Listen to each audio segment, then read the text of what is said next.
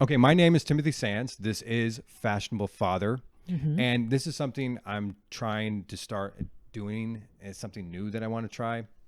And what better to try my first interview than with this lovely lady, Aw. Chrissstttiiine.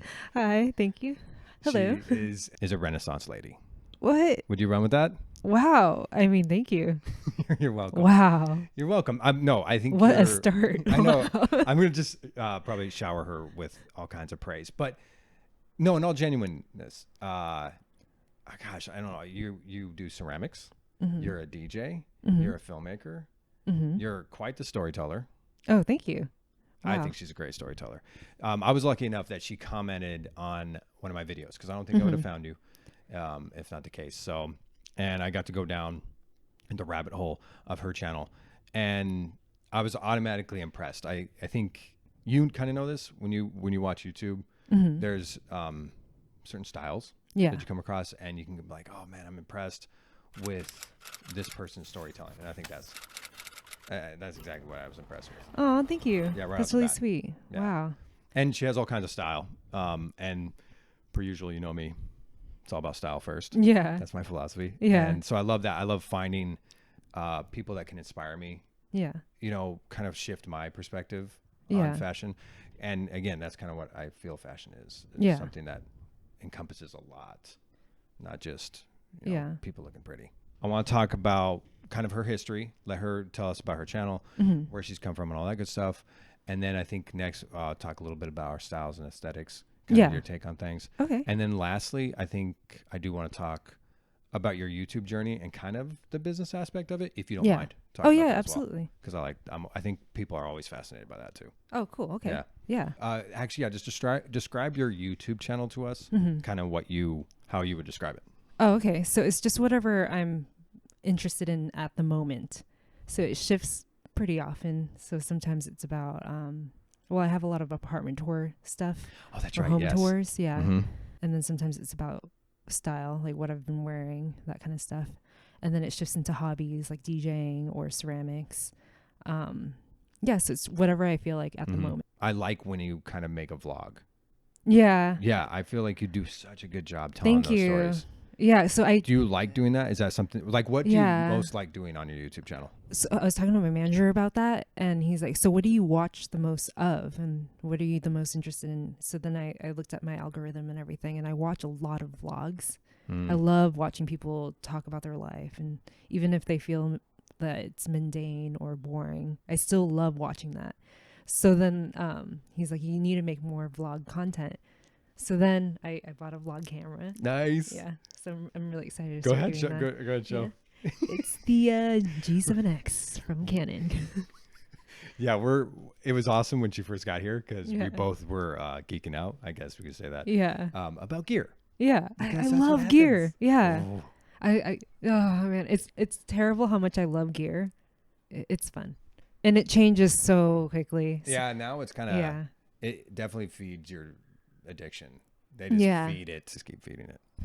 But no, I'm impressed with your new vlogging camera. Of course Thanks. I am. Thanks. And so, I yeah, am too. cool. That's where you're going to probably lean towards now. Mhm. Again, I want to point out, though, Mhm. how awesome that is because for someone who's a lot smaller channel, it's all about niching down and doing something really specific, Mhm. which can be very stifling.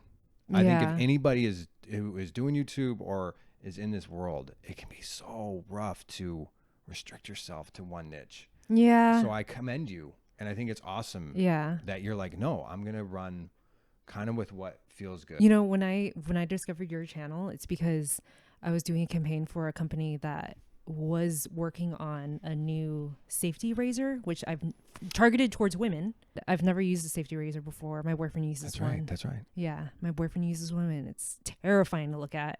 It's just when you look at it, you know, you automatically think. When you say safety razor is the double edge? Yeah, the double-edged safety Okay, yeah. razor. Yeah, where you switch it out and everything. And there's so many major like benefits from using a safety Oh, razor, absolutely. right? More Absolutely. sustainable. Sustainable. Mhm. I feel like you get a better shave. Yeah, The exactly. one blade is way better than the multiple blades. Yeah, exactly. So then I researched a bunch of people on YouTube on safety razors. By the way, there's no info out there. There's very little. It's kind of it's a good little niche to jump on. Absolutely, right? There's a few people here and there, but a lot of people are very much like me. Like, are you looking for female content too?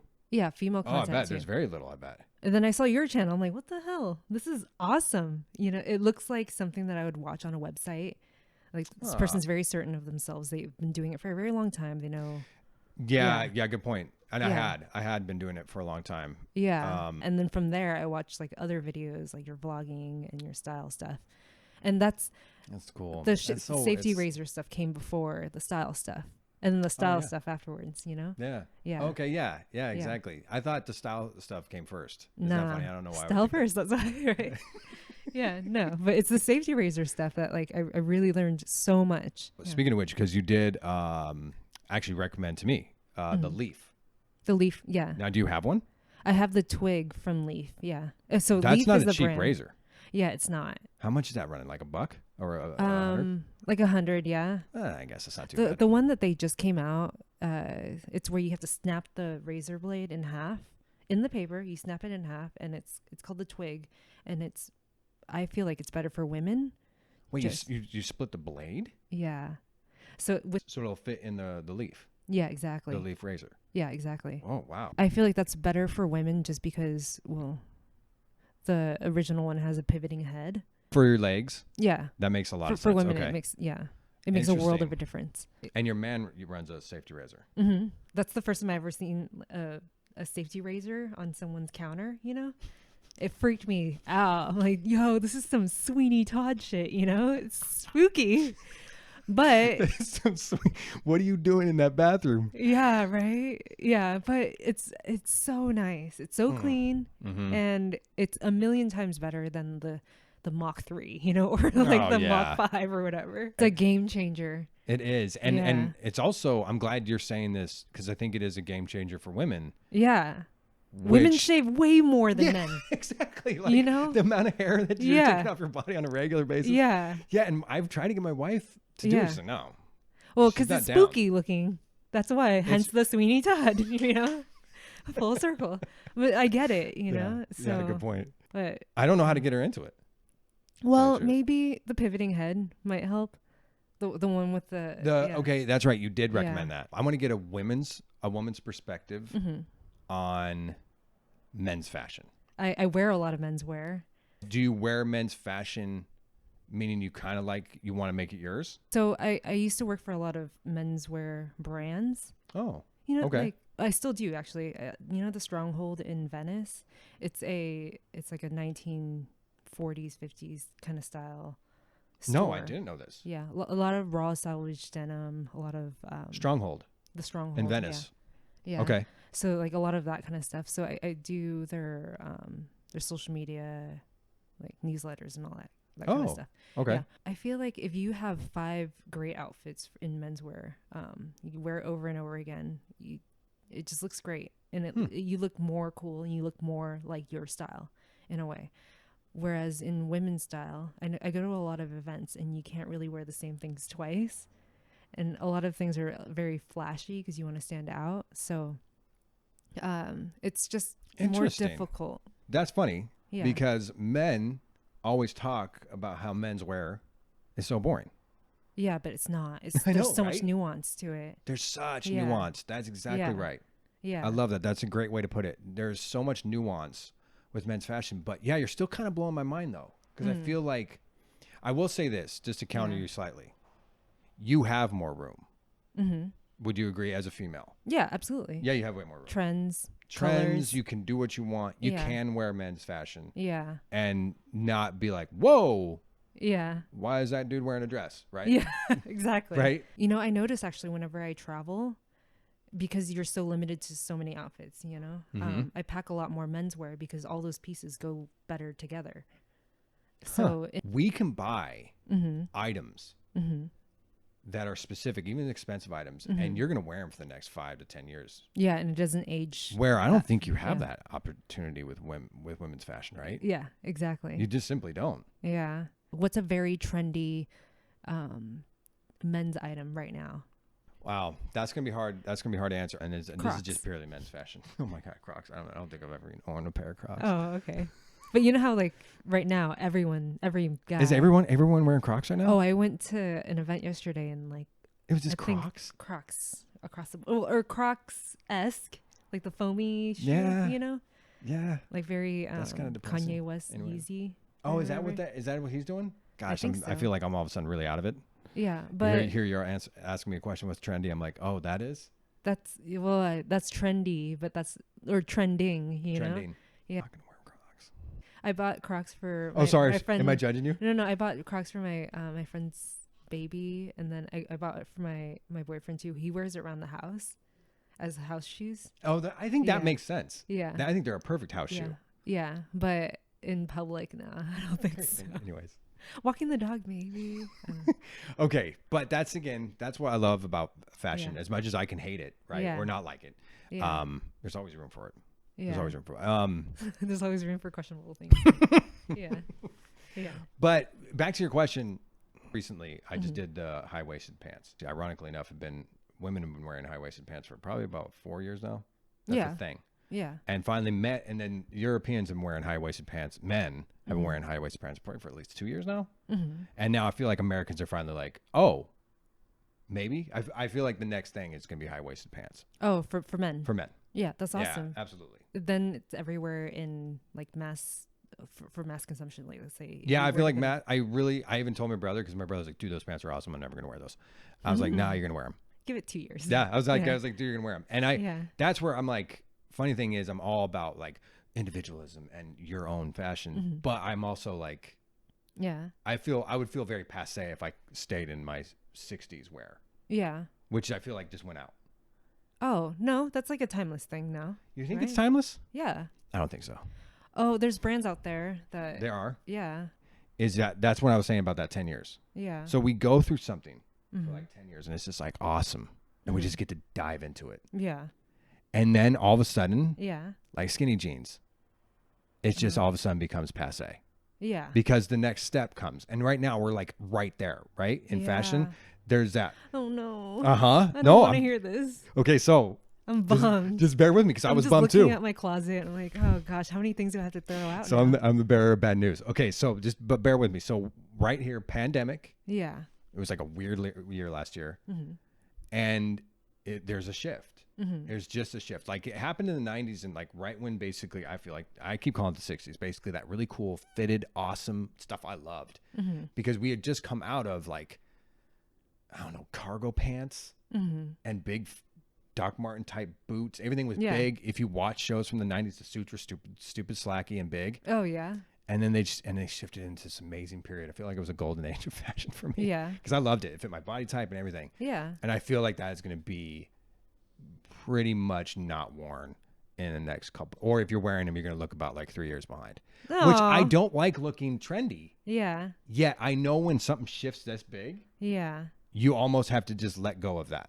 Oh, but won't that feel kind of inauthentic to yourself? It's going to feel very inauthentic. Yeah. However, so this is my solution. Yeah. Just lean towards 40s.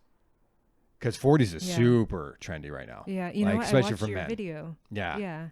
I watched your video on that and it does make sense. Yeah. I think I posted that on Instagram, right? Yeah. Where I was like, yeah, if you just lean towards the 40s has a lot of similar stuff of 90s. It has baggy pants. It's cleaner and nicer. Oh my gosh, you're right. Yes, right? Oh yeah, I'm looking at the brands that there's this brand Evan Kenori, which I think you would look great in. Okay. Evan Kenori. We'll have to remember that. Evan Kenori. Baggy pants. Yep. That's the thing. Wow. And the 40s just did it better, in my opinion. Yeah. Because I lived through the 90s. I was like, no. I don't mean a diss on women's wear. I love women's wear. Oh, okay. I was about to ask. But yeah. How many dresses do you own? Because I'm a lot. Yeah. Okay. Yeah. And I was like, I love women. Yeah. In dresses, and I don't feel like women wear enough dresses. Yeah, I love dresses. Yeah. But yeah, there are some pieces. You know what? Actually, now that I think of it, the majority of my closet, in terms of dresses, are vintage pieces. So, yeah. See, that's kind of my thought. Yeah. Like if you want a staying power or something that you can just put on and it's gonna be timeless. Yeah. Yep. You know, it's like a couple of years ago, everyone started wearing signet rings again. Yes. Gosh, yeah. Yeah, a signet ring. Wait, you kind of have. Well, I kind of have one, but I want something for the pinky. For the pinky, yeah. Yeah. Ooh, is it a fashion no or a faux pas to wear one next to Yeah. the other. Well, for me, it is. What are the rules on that? I'm going to have to do a whole video on that. Yeah, that'd be nice. Yeah. I didn't think, oh, look at that. Thanks. Yeah. Yeah. I've been putting off jewelry for a while now. Yeah. And I've been wanting to make a video, and I've just been like, I want it to be a really, really good video. I actually really want to go downtown to the jewelry district. Oh, yeah. I went and just there have fun. once. Yeah. And just go, hey, I want a ring made for me. Yeah. Oh. I mean, that's pretty much what I did with this. Just give us your history. Like, where'd you grow up? So I grew up in Orange County, in this beautiful, county called Orange County. It is. It's pretty down there. Yeah, it's really beautiful down there. And then went to college in Long Beach. I studied film for a little bit. I studied marketing as well. When I was studying film, we had to upload projects, or either bring it in on a thumb drive or upload it to a platform. YouTube was brand new at the time. 2008 or something. 2008, yeah. Yeah, right. So it was new at the time, and I felt like so like above it to be like, hey, this is on this website called youtube.com, you know? That's cool. Yeah, so funny. But yeah, so that was a new thing at the time. So at the time, I only uploaded school projects. So since then, you've been pretty much uploading to YouTube since you were in school. Yeah. Since the beginning. Since the beginning of YouTube, yeah. That's cool. But the thing is, did you start with that kind of like that filmmaker? When I first started, it was mostly interviews with people, mostly documentary style, because that's what I was focusing on. And then, but I also really love beauty and makeup, and there was a platform or like a following for beauty and makeup. So then, perfect. Yeah. So then I started doing reviews, and this is all like, I think the first 5-6 years of being on YouTube, it was all just for myself. You know, I didn't monetize off of it. There was something very genuine. Yeah. About the first years. I have a friend, Chris, and he comes into my live streams. He was a YouTuber when it was like literally kind of for yourself. Yeah. And I think he was close to getting sponsored and stuff. And I think that's almost what turned him off. Yeah. No, he I was get almost that. kind of like, no, this is just for me. Yeah. Like, just turn the camera on, talking about your day. Because your tone changes after that, you know? Totally. Yeah. The demeanor changes. Everything changes. Well, I was going to save this, but since we're talking about it, when did the shift happen? What happened and why did the shift happen? After I hit 50K. I was about to guess that. Yeah. Around 50K, that's when sponsorship started coming in. And I won't take on a sponsorship unless I love the product. Good. You know? No, So I get it. And you've been around long enough to know that. Yeah. Is that when you got a manager too? No. That came maybe only a couple of years ago. So I was doing everything by myself. Wow. My manager is fantastic. Yep. So his wife does YouTube, and so he managed her, obviously.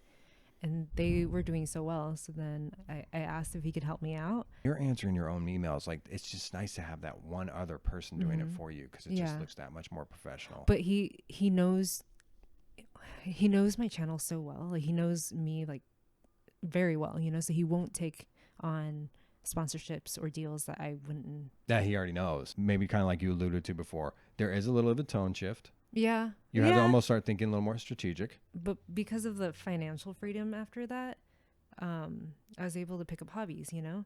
So then, like, if it wasn't for YouTube, I wouldn't have the time to do ceramics. I was about to ask, you do ceramics too. Yeah, I wouldn't have the time to do DJing and stuff, like other hobbies. When did the DJing come in?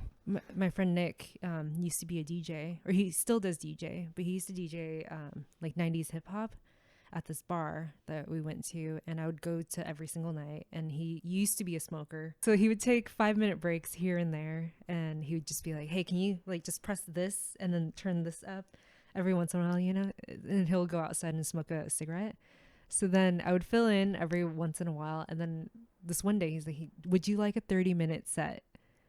So of course I said yes, and I was so nervous. I wrote down every single song in the order, timed it out to 30 minutes and everything. And I had it in like a moleskin notebook, you know, right next to me, kind of like the notebook you have there, right next to me. And I played every song, and I was just like looking around, like reading the room the entire time, you know. And it was just so, and I thought that for some reason that you had to play by genre. So when I first started, it was all 60s Britpop. So the whole like that kind of stuff. No, but the thing is, his night is a 90s hip hop night, so it didn't work out, you know. Oh, they're like, they're like, what just happened? Where'd our DJ go? if you were to go buy an album right now, what would it be? It's Tones on Tail. Yep. And it's called Everywhere with an exclamation point at the end. Yep. Very good like album. Post-punk band. Yeah. I was like, I didn't think I was going to like it at all. Yeah. Especially how you described it. Post-punk. I was like, nah, I'm listening to it. It's really good. Yeah. It's kind of like moody. I mean, there's everything on that album. What do you put on if you're just chilling at home after work? Oh, yeah. Okay. So there's this website, and it's a free website called nts.live. Okay. And it's just a bunch of DJs from all over the world, and they play live, but their episodes are archived. So if there's a certain genre or a certain vibe that you like, let's say you want a tropical vacation or something like that, you know, you go on that website, you search by the vibe or the tone, and then you can play whatever set list. And it doesn't abruptly stop either. Everything is mixed well together. This sounds amazing. Yeah, it's fantastic. And I've discovered so much music through that. Thank you. Thank you. Oh, that's awesome. NTS.live. Yeah. Thank you. That's perfect. We'll have to do this again, or I'll do this with you and we'll talk about architecture. Can we do it on my channel? Yes, let's do it. Yeah. So that'll be a teaser. We'll have to talk about architecture and stuff. Yeah. When we do it when I do an interview for you. Yeah. I'm so excited to be one of the first. I know your channel's going to blow up for sure. You're so nice. Thank you. No, I really mean it. Like, I know it because you have that like charisma about you, you know? Thoroughly enjoy Chrissstttiiine and her channel. Please check it out. Obviously, I'm going to put descriptions below if you don't already know her. Yeah. There's something very cool about her aesthetic, and I love that in general. And I don't think everybody always has what your aesthetic is, right? So you can be inspired by her, but also sometimes also just find out, oh, this is someone who's like one with me. Oh, does that make sense? Oh, thanks. Yeah, sometimes it's about inspiration, but also it's about finding someone else who's like, oh yeah, I love that too. Yeah. Yeah. Totally. And like, I feel like the reason why you found my channel is I was able to inspire her about shaving. Of all things. Yeah. But cool? You know what? Because of you, because of that video, because of like watching you and learning about that, I was able to open it up. And most of my friends use double-edged razors now. Nice. You know? So that's so validating. So it opens it up in a lot of different ways. I have a friend who consistently tells me, dude, I bought this because of you. Yeah. It's so validating. Yeah. You're like, awesome. Yeah. If I hadn't seen that video, I wouldn't have made my own video and like told everyone to switch over, you know? So yeah, you made it a lot more approachable. Nice. Yeah. That's cool. Yeah. Okay. Well, like the video and be back for more of this. I'm going to find some cool people to interview. I love this. People tell me I'm good at doing this. So yeah, you're really good at doing this. I'm going to keep trying to do this. Yeah. And thank you. And more to come. Have a good one. Always remember, style first. Bye. You're awesome.